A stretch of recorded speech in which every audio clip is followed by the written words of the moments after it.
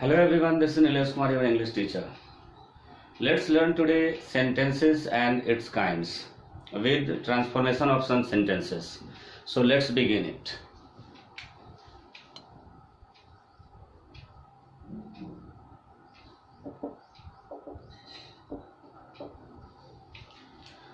You know, students, a sentence is a group of words which makes a complete sense of its own. Its definition is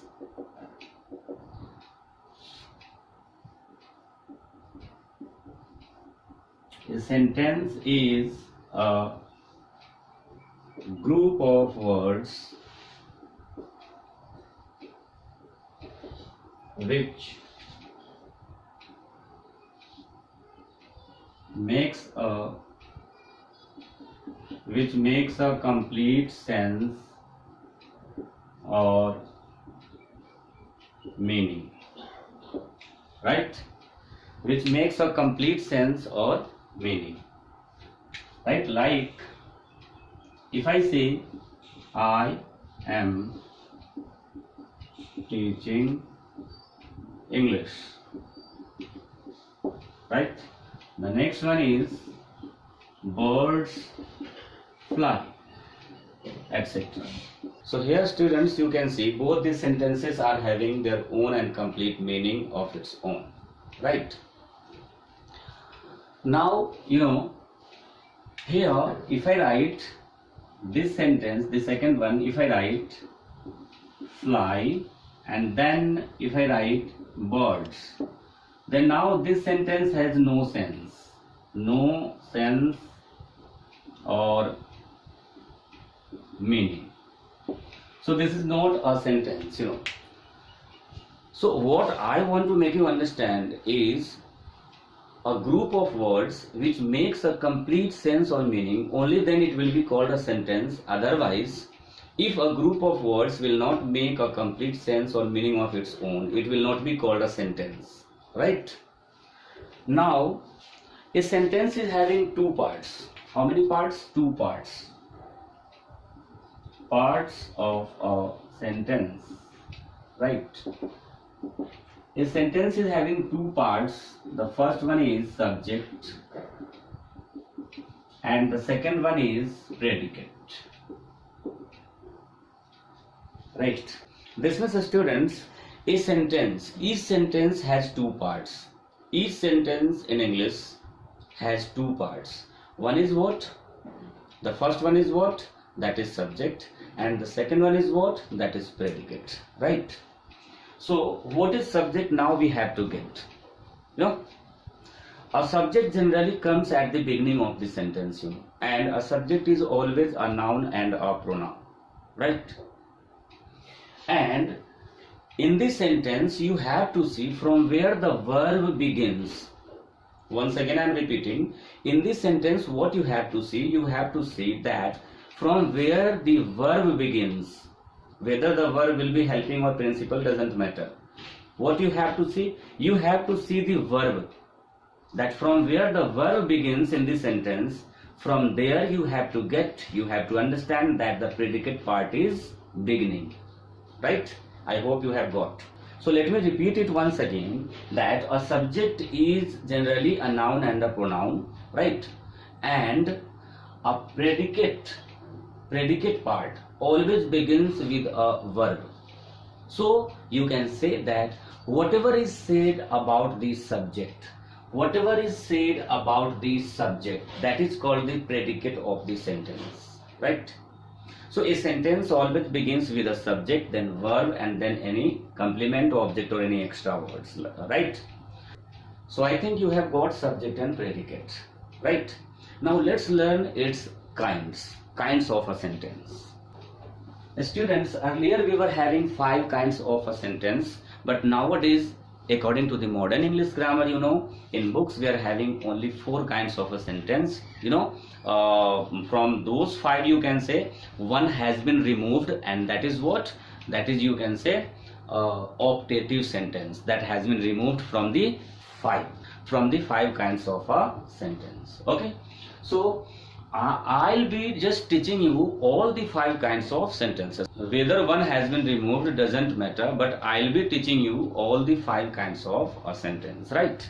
So let's learn all the 5 kinds of sentences briefly with some examples. Okay, the first one is assertive sentence. What? Assertive sentence, right? Assertive sentence is also called declarative sentence or the statement. So here once again I am repeating, students, that the first one is assertive sentence and it is also called declarative sentence or the statement. One more thing here you have to get, that is what? An assertive sentence has 2 kinds, that is, the first one is, the first one is affirmative sentence. What? Affirmative sentence, right? And the second one is what? That is negative sentence, right, students? So this one is the first one, assertive sentence. An assertive sentence makes a statement, you can say in the sentence. An assertive sentence makes a statement, right? And an assertive sentence always begins with a subject verb order and then any extra word like complement, object, you can say, and an assertive sentence always ends with a full stop. Now I think that you have got it. An assertive sentence will always begin with a subject and then verb and then any extra words, you can say, and will always end with a full stop, right?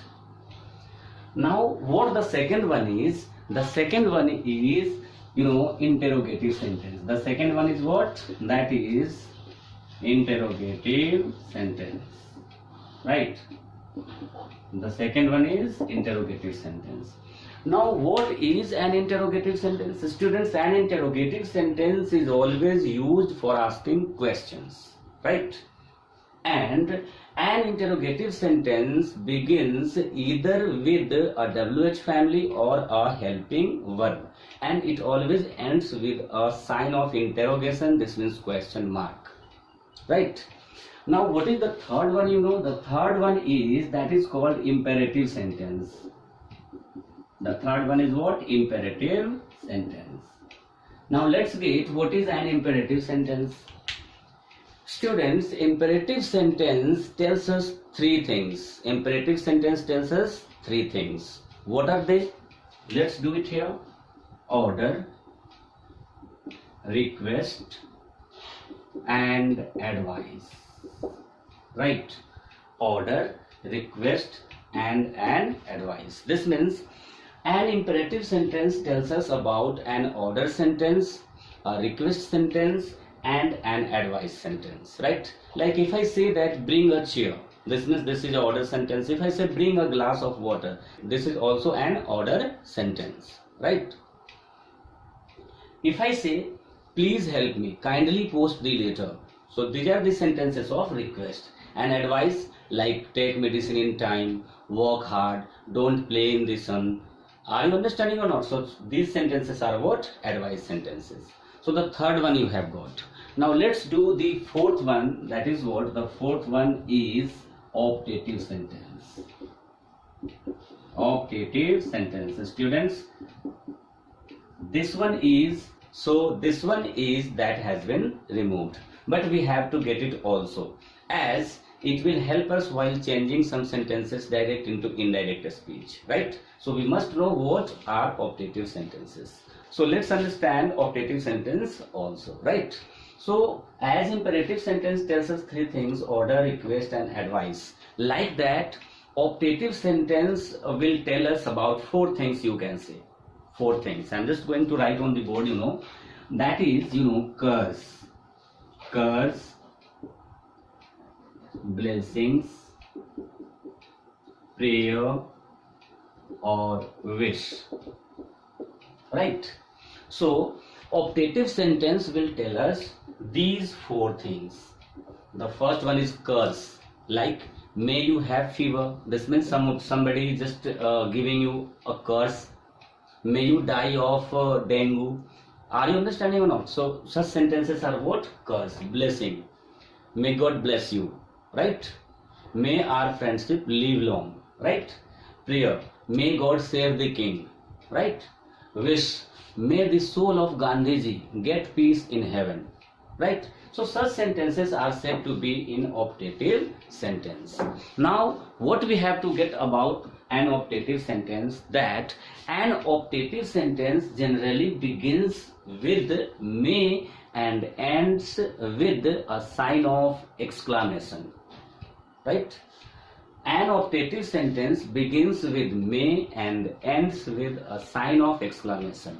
But students, with some sentences, sometimes may can be omitted. Like, may God bless you can be said only God bless you. Right? Okay, one more thing I just forgot to tell you about the third one, imperative sentence. It is very important. Let's learn it, and just keep it in your mind.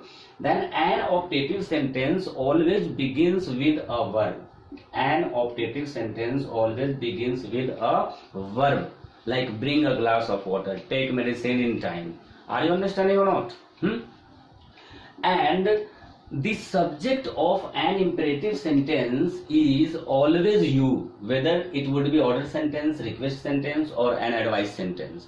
The subject of an imperative sentence is always you. What? That is you. That is you, which generally remains understood. This means which generally remains hidden, you can say. Right? So this was imperative sentence. Just keep this note in your mind, that an imperative sentence always begins with a verb and its subject is always you, which generally remains hidden, understood. Right? Now let's move to the fifth one, that is exclamatory sentence. What? The fifth one is exclamatory sentence, and it is also called what? Exclamation. Exclamatory sentence and exclamation, you can say, right? So an exclamatory sentence denotes some sudden and strong feelings of our mind, and that may be happiness, that may be sorrow, that may be regret, you can say, that may be surprise. So such sentences are said to be in exclamatory sentence, right? That if I say, what a lovely baby, how fast Gandhiji walked. Are you understanding or not? What a beautiful place Kashmir is. Are you understanding or not? What a dark night it is. What a beautiful place. So such oh, my dog is dead. So it is denoting what? Sorrow. Alas, my grandpa is dead. Are you understanding? So such sentences are said to be in an exclamatory sentence, right? What a pleasant surprise. I hope students you are getting, right? So these are the 5 kinds of sentences that I just made you understand. And now with the help of the PDF file, in which I have just written with my own hands in detail about each one, writing the definitions and with some examples, you can say, even with some important notes. So in detail, if you want to study, you will be just studying in the PDF file, Okay. So these were the 5 kinds of the sentence, and now let's move to some sentences of transformation, that how we can transform some sentences into another sentence, without changing its meaning, right? So let's do that. So students, first we have to know about transformation, that what is a transformation, and interchange, you can say. So students, now we have to get transformation of sentences. This means interchange. Let me tell you, interchange means to change the sentences, by adding some new words without changing the meaning of the sentence, right? I hope you have got it. So let's start changing some sentences, transforming some sentences with the help of some examples. Okay. So here I am writing interchange of sentences, right? It is also called transformation of sentences, right? So the first one is what? First one is affirmative into negative.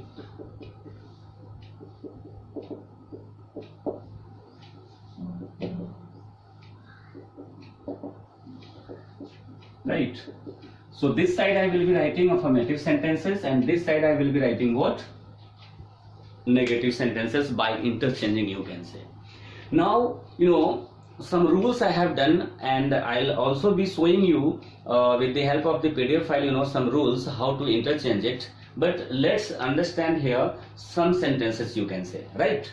So affirmative into negative. So we are having 3 and 4 rules for changing affirmative sentences into negative sentences, and that will be interchange. Remember students, that will be what? Interchange and transformation of the sentences, you can say. This means you have to change affirmative sentences into negative sentences, right? But without changing the meaning of the sentence.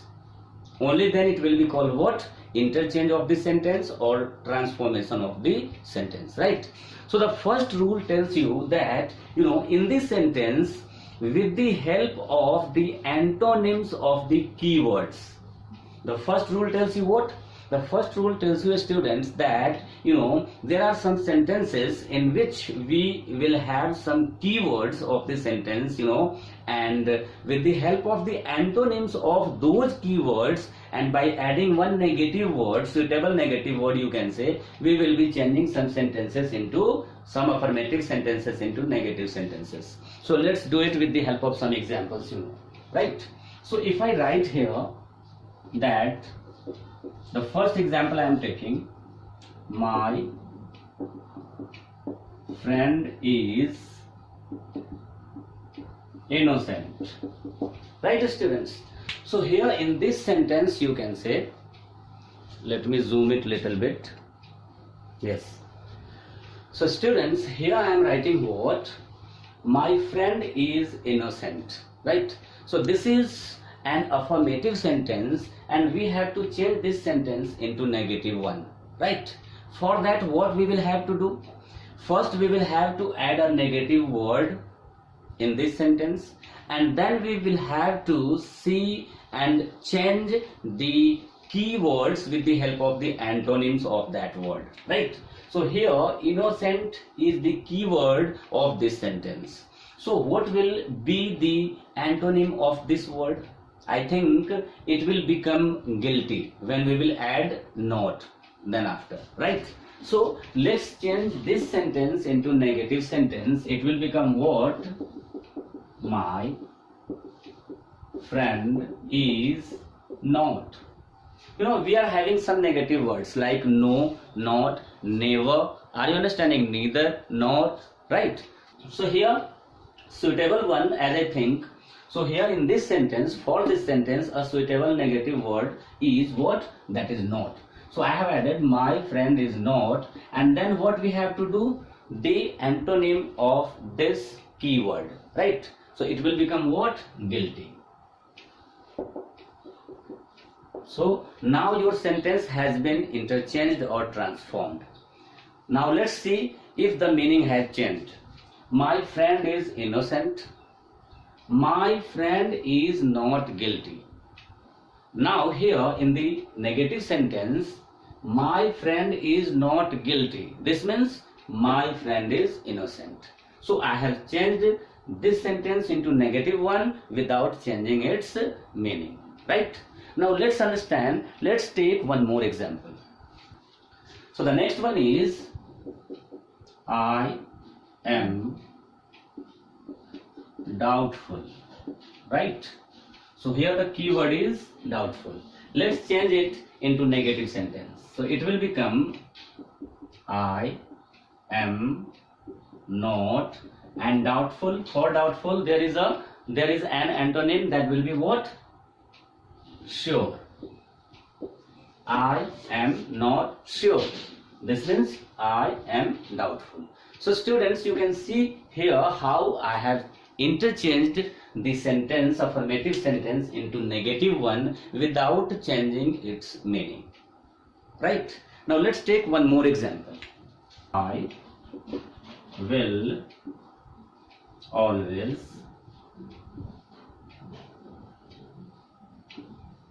remember you. I will always remember you. It may be, I will always remember your kindness, right? So here this one is what? I will always remember you, right? So here there is a word always. So for always there will be a negative word never. What? Never, right? And this is the keyword remember. So what will be the antonym of this keyword? Remember means what? Forget. Antonyms, students, antonyms are the words which are having the opposite meanings, right? And synonyms are the words which are having the same meanings, right? So here when we will be interchanging this one, it will be changed like I will, and always will be changed into never. So I will never, and antonym of remember will become what? That will become forget. So I will never forget, and then you. Now your sentence has been interchanged without changing its meaning. So students, this one was the first rule for changing affirmative sentences into negative sentences, right? So students, I hope and I think that you have got how to change affirmative sentences into negative sentences with the help of these examples, right? Now let's move to the second rule. Now rule number second.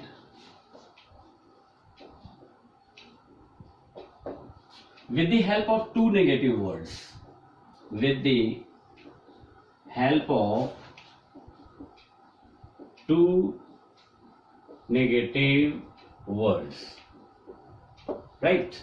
So here this side I will be writing affirmative and this side what?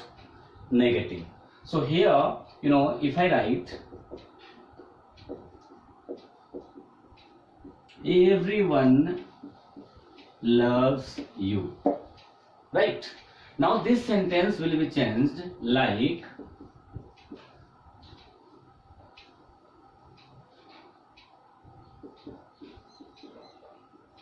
there is, and everyone will be changed into no one. There is no one, right? And then what? Who, and then does not. Why does not? As you are having this singular verb here, right? So there is no one who does not love you, right? So sentences starting with everyone, remember to change with the help of two negative words. There is no one who does not love you, right? Now let's take one more example. Every gain has risk, right? So here risk or a risk you can write. Here there is no gain, right? There is no gain without a, or without a you can write only risk, right? So here no and without both are working as two negative words, right? I hope you have got it. Let's take one more example.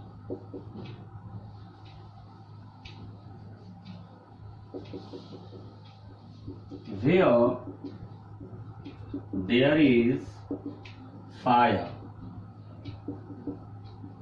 there is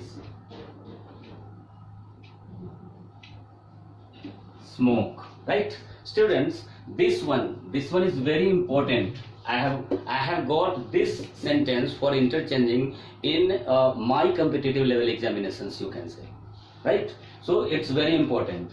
Where there is fire, where there is fire, there is smoke. So it will be changed like there is no smoke, there is no smoke without fire, without fire, right students? I hope you have got it. Okay, so this one was what? This one was the second rule. So like that, if you get sentences, you will be just changing like that. So if you get such sentences, students, then with the help of there and with two negative words, you have to interchange such sentences into negative sentences, right? Here one more thing I have to say, students, that is what you may get in your examination: negative sentence. Then what you have to do? You just have to do its opposite. I hope you have got it, right?